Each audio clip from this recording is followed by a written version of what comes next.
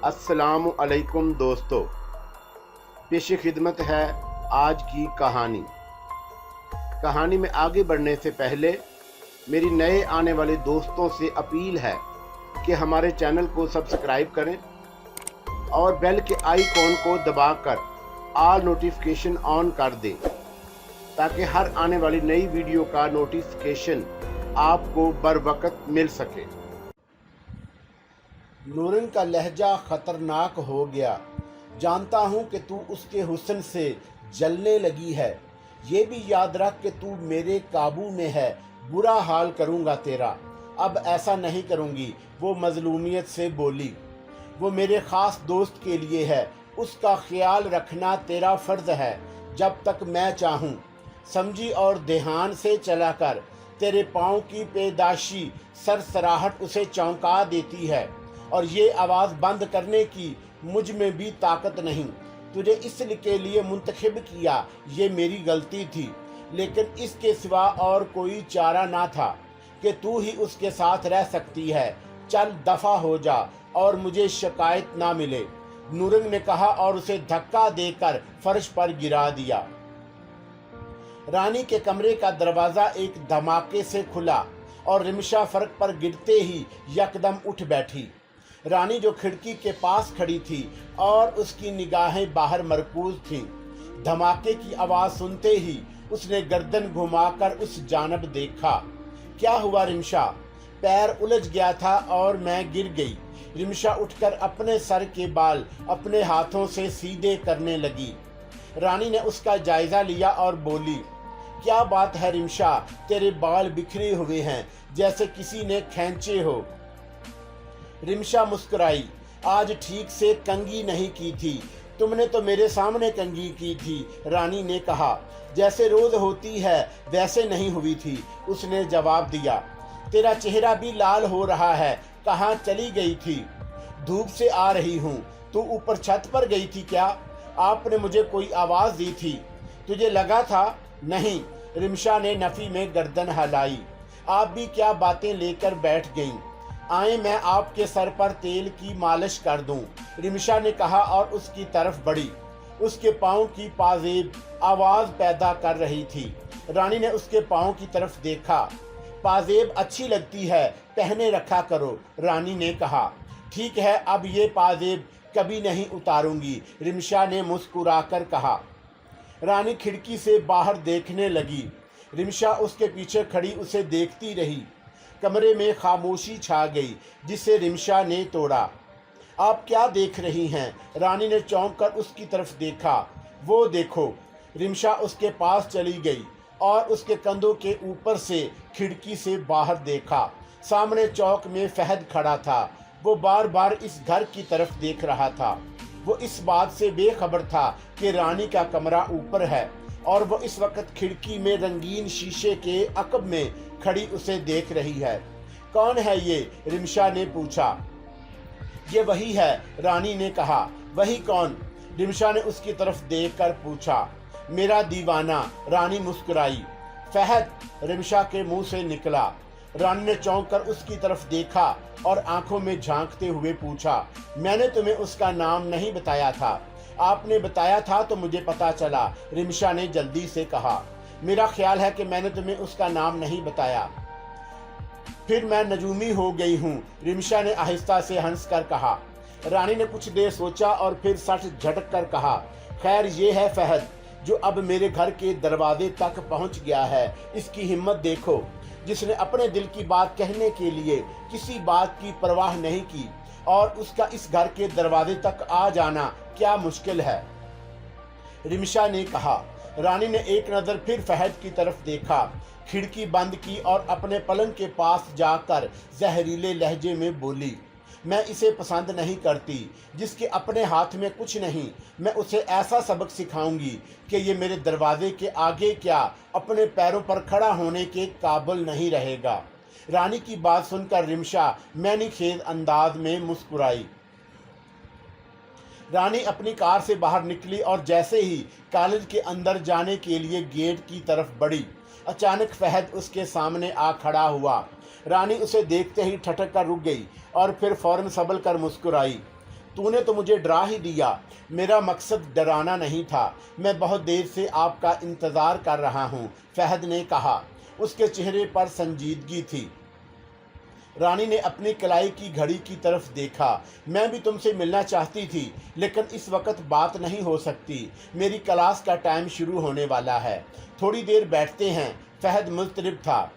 ये मुमकिन नहीं, मेरा पहला पीरियड शुरू होने वाला है। रानी ने उसकी तरफ देखकर कहा। आज पहला पीरियड छोड़ दें, मुझे कुछ बात करनी है, फ़हद ने कहा। मैं कहती हूँ कि तुम अभी अपनी ये दीवानगी छोड़ दो। हम 2 बजे मिलते हैं उसी रेस्टोरेंट में, रानी ने आहिस्ता से मुस्कुरा कर कहा।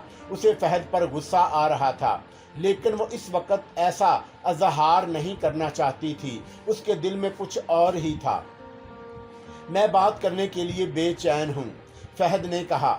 मैंने कहा ना, हम 2 बजे मिलते हैं उसी जगह, रानी ने नरमी से कहा और एक मुस्कुराहट उसकी तरफ नछावर करके कॉलेज गेट की तरफ चली गई। फ़हद अपनी जगह खड़ा उसे जाती हुई देखता रहा। फ़हद ने अपनी कलाई की घड़ी पर वक्त देखा और एक उलझन के साथ सामने खड़ी अपनी बाइक की तरफ चला गया। ये वक्त गुजारना उसके लिए बहुत मुश्किल था। वो रानी के प्यार की दीवानगी में इतना आगे चला गया कि उसी के ख्यालों में मखमूर रहता। उसकी रातों की नींद उड़ गई। उसी दीवानगी के हाथों मजबूर होकर वो उसके सामने फिर आ खड़ा हुआ था। फ़हद अपनी फैक्ट्री चला गया, लेकिन उसकी निगाह अपनी घड़ी की तरफ ही मरकूज थी। वो काम भी कर रहा था तो इस अंदाज में जैसे वो महज वक्त गुजार रहा है और उसे 2 बजे का इंतज़ार था। वो इसी के ख्यालों में रहा। 1:45 बजे फ़हद उसी रेस्टोरेंट में मौजूद था। उसकी निगाह बार बार दाखिली दरवाजे की तरफ जाकर लौट आती। उसकी बेचैनी बढ़ती ही जा रही थी। इंतज़ार की सूली उसे अज़ियत देने लगी। फ़हद एक बहाना करके 2 बजे से पहले उस रेस्टोरेंट में पहुंच गया और फिर घड़ियां गिनने लगा। कुर्सी पर बैठकर पहलू बदलने लगा। ठीक 2:20 पर रानी उस रेस्टोरेंट में दाखिल हुई तो फ़हद की जैसे जान में जान आ गई। वो अपनी जगह से उठ खड़ा हुआ। रानी चलती हुई उसके पास आई और बोली, मुझे देर तो नहीं हुई? नहीं, फ़हद ने फ़ौरन नफ़ी में गर्दन हिलाई। मैंने 2 बजे का कहा था और वक्त ज़्यादा हो गया है। आप कह रहे हो कि मुझे देर नहीं हुई? रानी उसके चेहरे का जायज़ा लेते हुए बोली। इतनी देर तो हो ही जाती है, फ़हद ने कहा। मुझे खुशी है कि आप आ गई। कहा था तो आना था ही, रानी ने कहा और दोनों आमने सामने कुर्सी पर बैठ गए। आप क्या खाएंगी? कुछ नहीं, मैं आपकी पसंद के जूस का ऑर्डर देता हूँ, फ़हद ने कहा और वीटर को इशारा किया। जैसे ही वीटर पास आया उसने वही जूस के 2 गिलास लाने के लिए कहा जो उस दिन रानी ने अपने लिए मंगवाया था। उस दिन आपने दूसरा जूस पिया था, रानी ने मुस्कुराकर कहा। मेरी भी वही पसंद है जो आपकी है, फ़हद ने कहा। फ़हद चुप होकर उसकी तरफ देखने लगा। वो इंतज़ार में था कि रानी उससे कोई बात करे, जबकि रानी दाएं दीवार पर लगी एक खूबसूरत पेंटिंग की तरफ देख रही थी। जब खामोशी उनके दरमियान कुछ ज़्यादा ही हायल हो गई तो फ़हद ने कहा, आप कोई बात करें। रानी ने चौंक कर उसकी तरफ देखा। क्या बात करूं? मैंने उस दिन एक बात की थी। हाँ, मुझे याद है। उसी दौरान वीटर आ गया और दोनों के सामने जूस के गिलास रख कर चला गया। तो फिर वीटर के जाते ही फ़हद ने दोबारा पूछा। कुछ सानिये की खामोशी के बाद रानी ने गिलास उठाकर उसके 2 घूंट लिए और बोली, मैंने अभी कोई फैसला नहीं किया। फ़हद ने उसकी तरफ मुतहय्यर निगाहों से देखा। हाँ, मैंने यही ही कहा है, रानी ने इत्मीनान से कहकर एक बार फिर जूस का गिलास उठा लिया। उसे वो जूस पसंद था। मुझे तो यकीन था कि आज आप मुझे अपने फैसले से आगाह करेंगी, फ़हद ने बेचैन सा होकर कहा। इतनी भी क्या जल्दी है?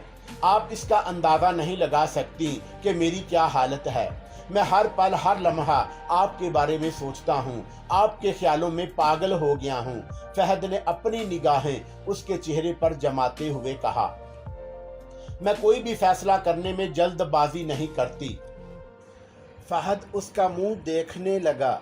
रानी ने इत्मीनान से जूस के घूंट लिए और फिर गिलास रखकर बोली, तुम मुझे 3 दिन दो, मैं तुम्हें अपने फैसले से आगाह कर दूंगी।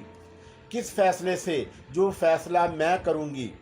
मेरे जज्बात और मेरा जुनून देखकर भी आपको ज़रूरत है कि आप कोई फ़ैसला करें।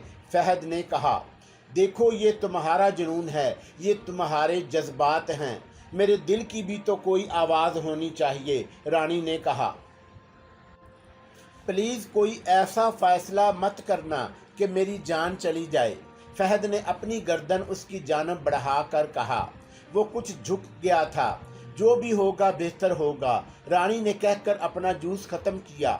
उसका दिल चाहा कि वो खाली गिलास फ़हद के सर पर दे मारे या फिर गिलास तोड़कर उसके कांच से उसकी शह रग काट दे, लेकिन वो अपने सारे गुस्से को जूस के आखिरी घोंट के साथ पी गई।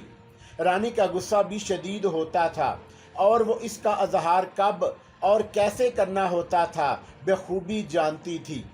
आप मेरा जनून हो, फ़हद ने उसकी तरफ देखते हुए कहा। रानी अपनी जगह से उठ खड़ी हुई। जुनून की इस आग में 2 दिन और जल लो, उसके बाद इसी जगह हम मिलेंगे किसी अच्छी बात के साथ। रानी ने आखिरी जुमला कहते ही एक मुस्कुराहट अपने चेहरे पर सजाई और वहां से जाने के लिए पलट गई। फ़हद को लगा कि रानी ने अपने फैसले का एक इशारा किया है। यकीनन वो जाते जाते कुछ कह गई है। बस अब 2 दिन के बाद वो अपनी ज़ुबान से वाज़ह करेगी। वो भी खुश हो गया। उसके चेहरे की मायूसी मादूम हो गई, वरना उसकी जैकेट के नीचे उसकी पिसलियों के साथ एक पिस्तौल लगा हुआ था, जो वो इसलिए लेकर आया था कि अगर रानी ने इनकार किया तो वह उसकी खोपड़ी में सुराख करने में तगाफुल से काम नहीं लेगा। मौसम बहुत खुशगवार था। आसमान बादलों में छुपा हुआ था। हल्की हल्की हवा चल रही थी। परिंदे खिला में अटकेलियां कर रहे थे। बारिश की आमद थी। आसमान पानी बरसाता हो या फिर बादलों के हिसार में हो, रानी को बहुत खूबसूरत लगता था। वो देर तक ऐसे मौसम का नज़ारा करने की आदी थी। इस वक्त भी वो छत पर बैठी हुई थी। वही उसका झूला था जिसे वो अपने एक पैर से खुद ही होले से धक्का लगाकर झूल रही थी। एक हाथ में पॉपकॉर्न का लिफाफा था जो वो मज़े से खा रही थी। कभी आसमान की तरफ देखती तो कभी खला में चक्कर लगाते परिंदों पर निगाहें मरकूज कर देती। रिमशा एक तरफ खड़ी थी, उसका रुख दूसरी तरफ और निगाहें दूर कहीं थी। उसने अपने सर के बाल खुले छोड़े हुए थे जो हवा में हिलते तो यूं लगता जैसे स्याह आग का शोला मुतहरक हो। रिमशा, रानी ने उसे मुखातब किया। जी रानी साहबा। वो फौरन मतवज्जा हुई। क्या देख रही हो? रानी ने पूछा। कुछ खास नहीं। रिमशा उसके पास आ गई और करीब पड़ी एक कुर्सी पर बराजमान हो गई। ये फ़हद का क्या करूं मैं? मेरे प्यार में पागल हो गया है, रानी ने सोचते हुए पूछा। जब कोई पागल हो जाए तो फिर उसका क्या किया जाता है रानी साहबा? रिमशा ने उसकी तरफ देखकर सवाल किया। कुछ भी किया जा सकता है। जंजीरों में बांध दिया जाता है, कैद कर दिया जाता है और गोली भी मार दी जाती है, रानी ने बिला तामल कहा और पॉपकॉर्न खाने लगी। वो मुसलसल झूल रही थी। तो फिर देर किस बात की? तेरा ख्याल है कि मैं उसे ऐसी कोई सज़ा दे दूं? रानी ने उसकी तरफ देखा। जब आप उसकी जुर्रत को गुस्ताखी का नाम देती हैं तो फिर ऐसी कोई सज़ा उसका हक है। वो आपके प्यार में दीवाना है, आप नहीं, रिमशा ने कहा। जुनूनी को तो वैसे भी मार दिया जाता है। मैं आज उसी जगह उसकी रस शह रग काट देती, लेकिन मुझे 2 चीज़ों ने रोक लिया, रानी ने मतानत से क्या? वो क्या? रिमशा ने पूछा। एक तो ये कि मैं जल्दबाजी में कुछ ऐसा नहीं करना चाहती, और दूसरी बात ये कि जब वो मेरे साथ बातें कर रहा था तो वो कुछ आगे की तरफ झुका। उसकी जैकेट की जिप खुली हुई थी। मेरी नज़र उसकी पिस्तौल पर पड़ी जो उसने अपनी जैकेट के अंदर अपने जिस्म के साथ बांध रखा था। ओह, रिमशा ने हैरत का इजहार किया। मुझे लगा कि वो वहाँ और ना के बाद कोई ऐसा कदम उठाने का इरादा रखता है जो मेरे लिए खतरनाक हो सकता है, रानी ने कहा। अगर हम पागल के साथ कोई भी सलूक कर सकते हैं तो वो भी हमारे साथ कुछ भी करने का इख्तियार तो रखता है। वो इस कदर आगे चला गया है, वो जुनूनी है। तो फिर आप देर ना करें, उसकी गर्दन कुचल दें। वो आपको किसी नुकसान से भी 2-4 कर सकता है, रिमशा ने मशवरा दिया। अभी नहीं, रानी ने खिला में देखते हुए कहा। तो फिर कब? जब पानी और सर से ऊपर चला जाएगा। रिमशा ने कहा, उसके साथ मैं प्यार का ड्रामा करूंगी और फिर ऐसी जगह उसका काम तमाम करूंगी कि जहां ये पता ना चल सके कि ये काम मेरा है। रानी के चेहरे पर सफाकी आ गई, नफरत के इंगार उसकी आंखों से अयां होने लगे। ये काम जितनी जल्दी होगा उतनी ही जल्दी आपकी जान उससे छूट जाएगी। अगर ये काम आप नहीं कर सकती तो मुझे बताएं। रिमशा ने जोश में कहा, तुम क्या करोगी? मैं उसकी खोपड़ी अपने दोनों हाथों में लेकर कुचल दूंगी। रिमशा ने दांत पीस कर कहा, तुम? रानी ने उसकी तरफ देखा। हाँ मैं।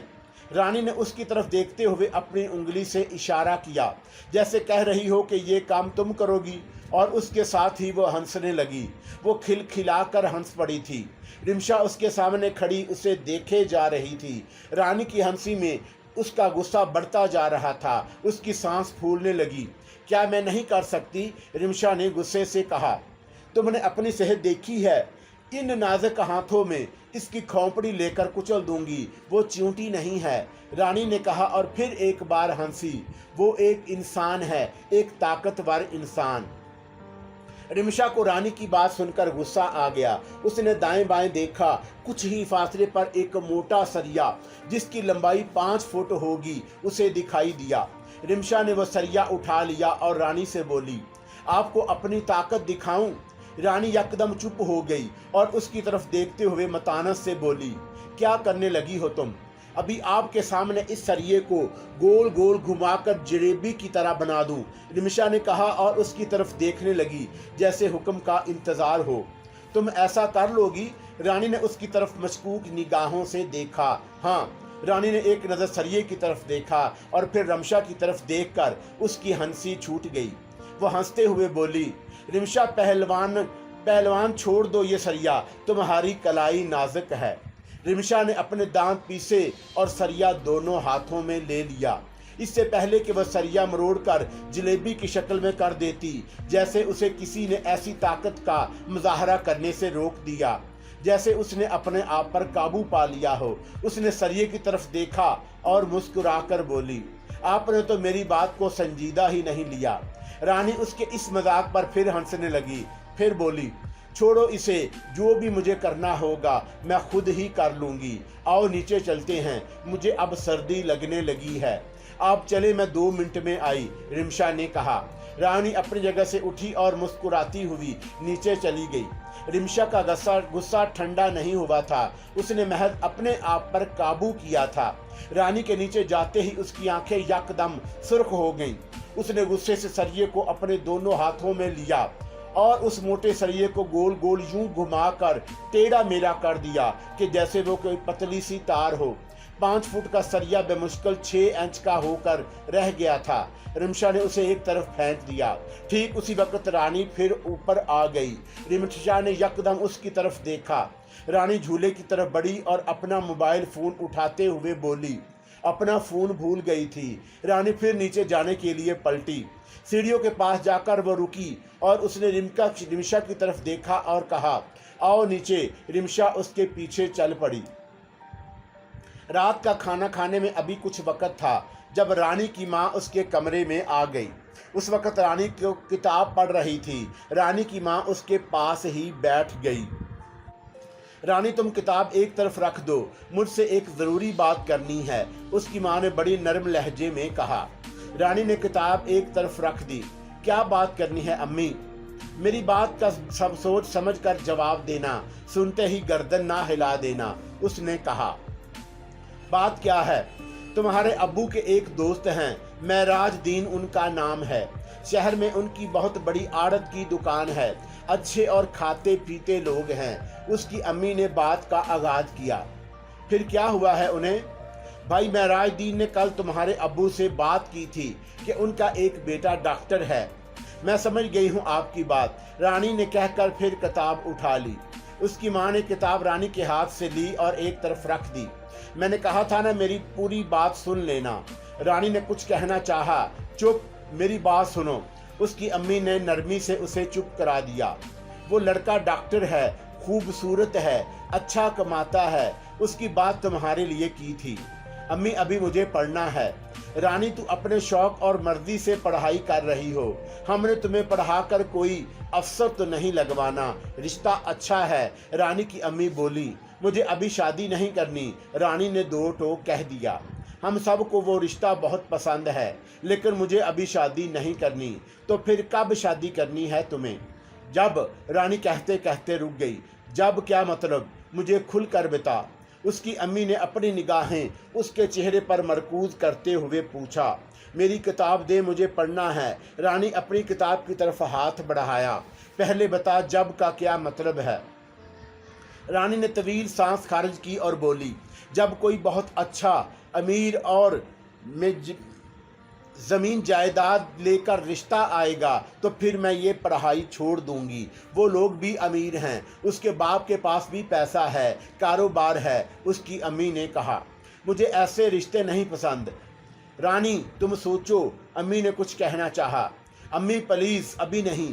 जैसा मैंने कहा है वैसा आप मेरे लिए रिश्ता तलाश करें। मैं चंद हजार रुपए कमाने वाले के साथ शादी नहीं कर सकती, रानी ने फैसला कुन अंदाज में कहा। उसकी माँ रानी की तरफ मुतहय्यर निगाहों से देखे जा रही थी। फिर वो बोली, तुम सोच लो, मैं तुमसे कल बात करूंगी। इसी इसना में रिमशा ने आकर इत्तला दी कि खाना लग चुका है। दोनों नीचे आ गई। सब दस्तरख्वान पर जमा थे।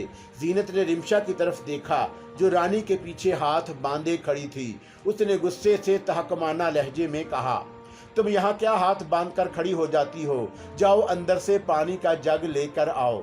जीनत का लहजा सुनकर रिमशा ने उसकी तरफ देखा और चुप करके किचन में चली गई। पानी का जग लाकर उसने दस्तरख्वान पर रखा और फिर उसी जगह खड़ी हो गई। जीनत किचन की तरफ जाते हुए बोली, तू फिर यहाँ खड़ी हो गई है। तू रानी की ही नहीं, इस सारे घर की नौकरानी है। चल मेरे साथ उधर आ। रिमशा को गुस्सा आ गया। सब ही जीनत के इस रवैये पर हैरान थे, लेकिन चुप थे। रानी भी अपनी जगह बुराजमान जीनत की तरफ देख रही थी। रिमशा उसके पीछे चली गई। जीनत ने गिलास उठाकर ले जाने के लिए ऐसे हुक्म दिया जैसे वो उसकी गुलाम हो। रिमशा ने गिलास उठाए और जाने के लिए जैसे ही वो पलटी, उसकी आंखों में शोला सा अयां हुआ। उसने चूल्हे की तरफ देखा जो बंद था। उसके देखते ही चूल्हे में आग भड़क उठी। रिमशा किचन से बाहर निकल गई और जैसे ही जीनत बाहर निकलने लगी, चूल्हे से आग का शोला लपक कर जीनत की तरफ बढ़ा और उसके दुपट्टे को छूते ही अपनी लपेट में ले लिया। जीनत की निगाह जैसे ही अपने दुपट्टे को लगी, आग पर पड़ी, उसकी चीखें निकल गई। सब उसकी तरफ दौड़े। जीनत ने दुपट्टा अपने जिस्म से अलग कर देना चाहा, लेकिन दुपट्टा उससे अलग हो नहीं रहा था। सब ने कोशिश की कि दुपट्टा जीनत से अलग करके एक तरफ फेंक दिया जाए, लेकिन दुपट्टा था कि जैसे उसके जिस्म से चिपक गया हो। जीनत की चीखें बुलंद हो रही थीं, वो उछल रही थी और सब उसके इर्द गिर्द दुपट्टा अलग करने की कोशिश में थे। दुपट्टे के एक हिस्से को आग लगी हुई थी और तेजी से उसके कपड़ों की तरफ बढ़ रही थी। रिमशा और रानी एक तरफ खड़ी उसे देख रही थी। जीनत की चीखें बुलंद होती जा रही थी। आग भड़की हुई थी और कुछ भी हो सकता था। फिर जीनत के मियाँ ने पानी की बाल्टी उस पर गिरा दी। आग बुझ गई। रिमशा ने अपनी निगाहें उससे हटा ली और दुपट्टा भी जीनत से अलग हो गया। आग लगी कैसे? रानी की माँ ने पूछा। चूल्हे से पता ही नहीं चला, जीनत ने कहा और फिर यकदम उसने मुतहय्यर होकर कहा, लेकिन चूल्हा तो मैंने खुद बंद किया था। रानी की दूसरी भाभी ने अंदर जाकर देखा और फिर बाहर निकल कर कहा, चूल्हा तो बंद है, फिर आग कैसे लगी? चूल्हा बंद है, रानी की माँ ने कहा। सब अपना अपना ख्याल जाहिर करने लगे। किसी के जहन में कोई ऐसी बात नहीं आई जिससे शक किसी और तरफ जाता। जीनत अपने कमरे में कपड़े बदलने के लिए चली गई। सब फिर दस्तरख्वान पर बैठ गए। रिमशा फिर रानी के पीछे खड़ी थी। रानी सोच रही थी कि आग ने जीनत भाभी को पूरी तरह से अपनी लपेट में क्यों नहीं लिया। रानी को वक्त, दिन और जगह याद थी, इसलिए वो उसी रेस्टोरेंट में पहुंच गई जहां फहद उसका पहले से बैठा इंतजार कर रहा था। वो रानी को देखते ही खुल गया। उसका दिल सरशार होकर धड़का। रानी ने भी उसकी तरफ देखते ही एक मुस्कुराहट अपने चेहरे पर आवीज़ां कर ली। रानी ने सोच लिया कि वो फहद के साथ क्या चाल चलेगी। वो ये भी जान गई कि फहद को महज इनकार कर देना ही काफ़ी नहीं, वो शाम को मारकर लाठी बचाने के चक्कर में थी। वह उसके पास गई और अपने मुतगय्यर लहजे में धीरे से कहा, आज मैं ठीक वक्त पर आई हूँ। हाँ, फहद ने मुस्कुराकर कहा। बैठो, नहीं कहीं और चलते हैं, रानी ने कहा। तुम्हारे पास गाड़ी है? मैं अपनी बाइक पर आया हूँ। आओ, मेरे पास गाड़ी है, हम लोग ड्राइवर पर चलते हैं, बातें भी होंगी, रानी ने उसकी तरफ देखते हुए मुस्कुराकर कहा। फहद फौरन रिदामंद हो गया। दोनों इस रेस्टोरेंट से बाहर निकले। रानी ने कार की चाबी फहद की तरफ बढ़ा दी और कहा कि वो कार ड्राइवर करे। दोनों कार में एक दूसरे के बराबर बैठ गए। कार का रुख सीधा करने के बाद फहद ने पूछा, कहाँ जाना है? यकदम अपनी तरफ देखते हुए फहद की रानी ने अपने मोबाइल पर तस्वीर खींच ली। किसी भी सड़क पर चलो, लॉन्ग ड्राइवर करते हुए फहद ने कार गियर में डाली। कुछ ही देर के बाद कार शहर के रास्ते निकलकर जीटी रोड की तरफ जाने वाली सड़क पर निकल गई। फहद के हाथ खुद ब खुद स्टीयरिंग घुमाते रहे और कार चलती रही। फहद, एक बात बताओ, रानी ने अचानक बोलकर खामोशी तोड़ी। हाँ, पूछें, फहद ने कहा। क्या तुम मुझसे प्यार करते हो? बहुत ज़्यादा। मैंने कहा ना कि आप मेरा जुनून हो। आप मुझसे क्या चाहते हो? रानी ने पूछा। ऐसा ही प्यार जैसा मैं आपसे करता हूँ। फिर मुझे छोड़कर कहीं चले तो नहीं जाओगे? रानी ने सामने देखते हुए पूछा। सामने बल खाती सड़क थी, दाएं बाएं ट्रैफिक भी गुजर रही थी, लेकिन रश नहीं था। मैं आपको कैसे छोड़ सकता हूँ? मैं तो आपको पाने की दुआएं कर रहा हूँ। मैंने बहुत सोचा, सोचते सोचते मुझे लगा कि शायद ही कोई हो जो मुझे तुमसे ज़्यादा चाहे, इसलिए। रानी कहते कहते चुप हो गई और ज़ेरे लब मुस्कुराई। इसलिए, फहद ने मुस्तरबाना अंदाज में उसकी तरफ देखते हुए पूछा। इसलिए मैंने फैसला किया कि मैं भी तुम्हें प्यार का जवाब प्यार ही से दूंगी। रानी ने अपने फैसले से आगाह किया और मुस्कुराई। उसकी बात सुनकर जैसे फहद की खुशी का कोई ठिकाना ना रहा, वो झूम कर रह गया। उसने खुशी से अपने मुंह से एक आवाज़ निकाली और दोनों के कहके कार में गूंजने लगे। आज मैं बहुत खुश हूँ। मुझे लग रहा है जैसे मुझे कायनात की बहुत बड़ी खुशी मिल गई है, जैसे मुझे ऐसा अनमोल हीरा मिल गया जिससे मेरी ज़िंदगी में उजाला हो जाएगा। फहद अपने जज्बात में कहता गया। लेकिन मेरी एक शर्त है, रानी ने कहा। हाँ, वो क्या? मैं तुमसे रोज़ नहीं मिल सकती, रोज़ फ़ोन पर बात नहीं कर सकती, क्योंकि मुझे पढ़ना भी होता है। मेरे घर वालों की पाबंदियां भी मुझ पर हैं। अब भी मैं ड्राइवर को बहाने से कहीं भेज कर आई हूँ, लेकिन जैसे ही मेरे इम्तहान होंगे हम एक दूसरे के बारे में अपने घर वालों को बताएंगे और फिर ज़िंदगी के सफ़र में एक साथ कदम से कदम मिलाकर चलेंगे। रानी ने कहा। मुझे मंजूर है, मैं तंग नहीं करूँगा, लेकिन हम हफ्ते में 2 बार तो मिलेंगे ना? फहद ने इसकी बात मानते हुए कहा। एक बार, क्योंकि मेरे अगले माह इम्तिहान हैं, रानी ने कहा। एक बार ही बहुत है, यही मेरे दिल के सुकून और चैन के लिए काफ़ी है, फहद ने कहा। 1 मिनट गाड़ी आहिस्ता करना, अचानक रानी ने सामने दाएं जानब देखते हुए कहा। फहद ने कार आहिस्ता कर दी। रानी उस जानब देख रही थी। वीरान जंगल में वो पुराना मकान एस्तादा था। रानी ने पूछा, यह इस वीराने में किसका मकान है? आई डोंट नो, फहद ने उसकी तरफ देखते हुए कहा। पास जाकर देखें, रानी ने कहा। क्या देखना है? फहद ने कहा। चलो ज़रा देखते हैं, रानी ने पुरतजस्सुस निगाहों से उसकी तरफ देखते हुए कहा। फहद ने कार का रुख उस तरफ कर दिया। कच्चा और झाड़ियों से भरा हुआ रास्ता था। फहद कार कभी दाएं और कभी बाएं घुमाता हुआ कांटों और छोटे छोटे गड़ों से बचता हुआ जा रहा था। वो मकान के करीब पहुंच गया। रानी की निगाहें उस पर मरकूज थीं। भागती कार खामोशी और बातों के बीच पता ही नहीं चला कि वो शहर से 35 किलोमीटर आगे आ गए हैं। फहद ने कार उस मकान के कुछ फासले पर खड़ी की। रानी ने कार का दरवाज़ा खोला और बाहर निकल आई। उसने इस मकान का बैरूनी हिस्सा देखना शुरू किया और देखते देखते उसकी निगाह उस लकड़ी पर जा ठहरी जो ऊपर लगी हुई थी। फहद भी उसके पीछे खड़ा था। अंदर चलें, रानी ने उसकी तरफ देखकर कहा। आप क्या देखना चाहती हैं? मुझे अजीब सा लग रहा है, फहद ने इधर उधर देखते हुए कहा। कुछ भी अजीब नहीं लग रहा, आओ अंदर देखते हैं, रानी ने कहा और अपने कदम अंदर जाने के लिए बढ़ा दिए। फहद हचकचा रहा था। अचानक रानी रुक गई। एक अजीब सा खौफ उसके जिस्म में सरायत कर गया। वो तेजी से पलटी। चलो यहाँ से निकलते हैं, रानी ने कहा और तेजी से चलती हुई कार में अपनी सीट पर बैठ गई। फहद ने भी कार का स्टीयरिंग संभाला और कार जैसे ही पीछे की उसका एक टायर झाड़ियों में छुपे हुए गड्ढे में जा पड़ा। फहद कार निकालने की कोशिश करने लगा, लेकिन कार बाहर नहीं निकल रही थी। इसी असना में आसमान की बुलंदियों से वो कौवा उड़ता हुआ आया और 2-3 चक्कर लगाकर अपनी उसी जगह पर बराजमान हो गया। उसकी निगाहें उनकी कार की जानिब थीं। आम जिसामत में बड़ा कौवा देखकर रानी हैरान रह गई। फहद मुसलसल कार निकालने की कोशिश कर रहा था। लगता था जैसे कार को किसी ने पकड़ा हुआ है। अचानक दूर एक कुत्ते के भौंकने की आवाज़ सुनाई दी।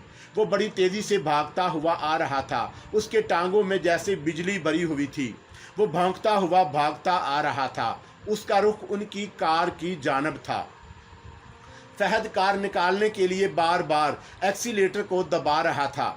रानी की निगाह उस कुत्ते पर पड़ी जो सामने कभी झाड़ियों से निकलकर और कभी उनमें छुपता हुआ भागता उनकी तरफ आ रहा था। वो बुरी तरह से गुर्राते हुए भौंक रहा था।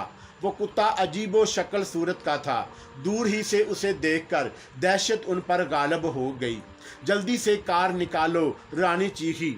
फहद ने फिर कोशिश की। कुत्ता और करीब आ गया। रानी खौफजदा हो गई। फहद को भी डर ने अपने हिसार में ले लिया। अचानक उस कुत्ते ने उनकी कार पर जिस्त लगा दी। ठीक उसी वक्त कार यूं उस गड्ढे से निकली जैसे उसे कई हाथों ने जोर लगाकर निकाल दिया हो। कार ने अपनी जगह छोड़ी और कुत्ता कार की बजाय उस गड्ढे में जा गिरा। फहद ने कार घुमाई और तेजी से सड़क की तरफ ले गया। दोनों सामने देख रहे थे।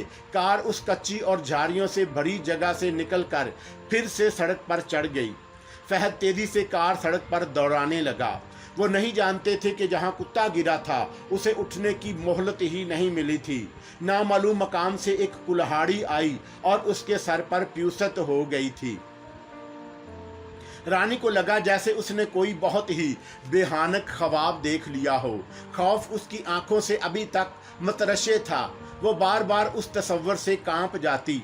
वो दहशतनाक कुत्ता उसकी आंखों के सामने घूम जाता और वो पुरइसरार मकान जिसकी तरफ कदम बढ़ाते ही उसके जिस्म में खून के साथ दौड़ने लगा। रानी ने सोचा कि वो एक बहुत बड़ी गलती करने वाली थी, वरना जाने क्या हो जाता।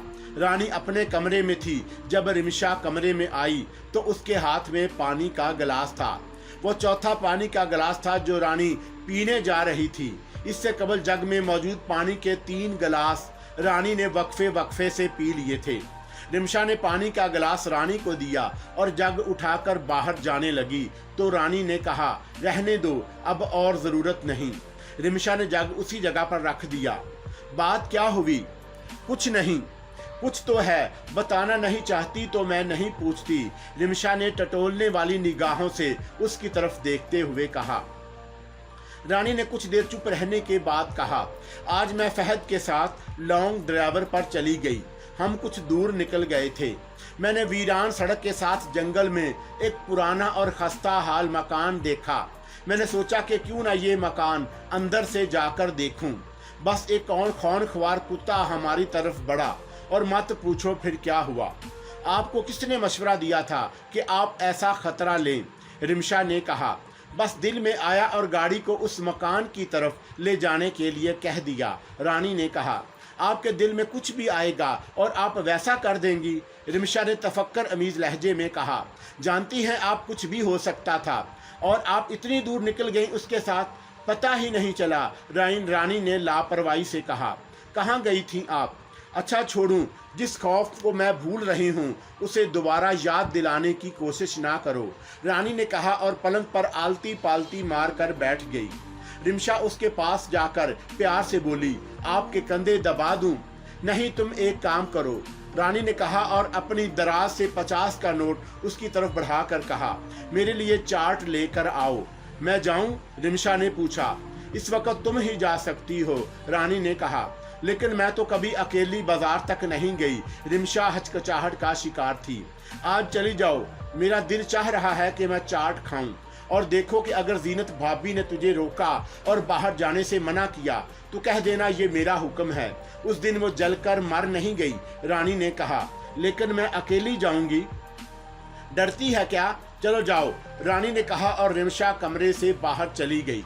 नीचे इस वक्त कोई भी नहीं था। उस घर से बाहर निकलकर रिमशा ने दाएं बाएं देखा और फिर बाजार की तरफ चल पड़ी। ऐसा पहली बार हुआ था कि रिमशा अकेली बाजार की तरफ गई। बाजार से सौदा सलफ लाने के लिए एक 12-13 साल का लड़का था, लेकिन वो आज बीमार होने की वजह से नहीं आया था। रिमशा चलती हुई बाजार गई। जगन इस वक्त पेंसिल हाथ में लिए एक तस्वीर बना रहा था। अचानक जगन को सरसराहट सुनाई दी। कान खड़े हो गए। निगाहें उस तस्वीर से हटकर तिरछी हो गईं। रिमशा उसकी दुकान पर गई थी, लेकिन जगन उसी तरह साकत हो गया। सरसराहट उसे अभी तक सुनाई दे रही थी। कुछ देर बाद जब तेज तेज कदमों के साथ चलती रिमशा फिर जगन की दुकान के आगे से गुजरने लगी तो जगन ने बरक रफ्तारी से अपनी गर्दन घुमाई और रिमशा की तरफ देखा। रिमशा का ध्यान उस तरफ नहीं था, वो अपने ही धुन में जा रही थी। जैसे ही जगन की निगाह उसके चेहरे पर पड़ी, वो चौंक पड़ा। उसके हाथ की उंगलियों में पकड़ी पेंसिल नीचे गिर गई। वो उठकर अपनी दुकान के दरवाजे तक आ गया। रिमशा तेज तेज कदम उठाती जा रही थी। जगन उसके पीछे भागने के अंदाज में चला। अचानक सामने से एक रक्षा आ गया।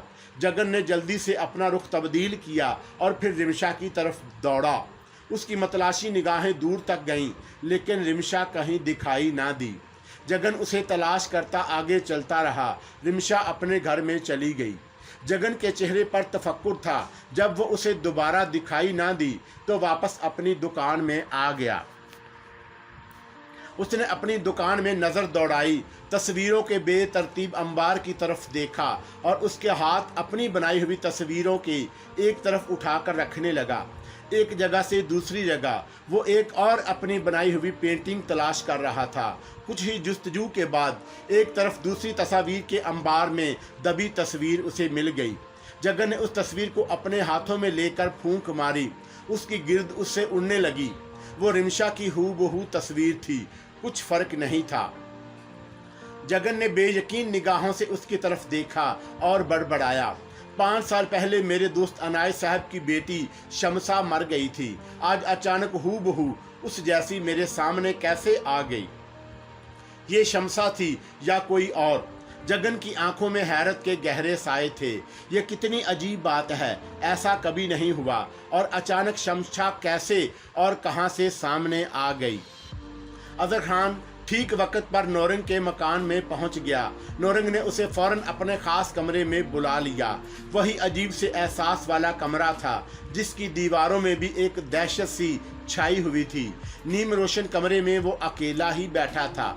वो अजहर खान को देखकर मुस्कुराया और अपने पास बुलाकर करीब ही तख्तपोश पर बिठा लिया। अब वक्त आ गया है कि तुम इस तकदीर की देवी को अपना लो, फिर तुम्हारी दुनिया बदल जाएगी। मट्टी को हाथ लगाओगे तो सोना बन जाएगा। उसे अपनी बीवी बनाकर अपनी हवेली में ले आओ। नौरंग ने असल बात की तरफ आते हुए कहा, और याद रखो, अगर तुम उसे अपना ना सके तो तुम्हारे हाथ से सब कुछ चला जाएगा। मैं उसे हर कीमत पर अपना कर ही रहूंगा। अजहर खान ने कहा, तुम्हारे पास 42 दिन हैं। इन दिनों में इससे शादी करनी होगी। दिन गुजर गए तो समझ लेना तुम्हारे हाथ से सब कुछ चला जाएगा। नौरंग ने मजीद बताया, मैं इन दिनों में ही उससे शादी करूंगा। अजहर खान ने इस बात में सर हिलाते हुए कहा। उसके बाद नौरंग ने उसके घर का पता बता दिया और बोला, अब आगे का रास्ता तुझे खुद तराशना होगा। एक मेहरबानी अगर हो जाए तो। अजहर खान ने झिझकते हुए कहा, बोलो, मेरी इससे शादी भी करा दें। अजहर खान ने कहा। नौरंग हंसा, तेरे लिए जो मैंने किया वो किसी और के लिए नहीं करता, क्योंकि तेरा बाप भी हमारा दोस्त था। शादी के लिए उसे तुझे खुद ही रजामंद करना होगा। उसका नाम रानी है। अपनी हवेली की रानी बनाकर देखो, क्या कुछ तेरे आंगन में नहीं उतर आता? तकदीर के बादशाह बन जाओगे। ठीक है, मेरे लिए और हुक्म?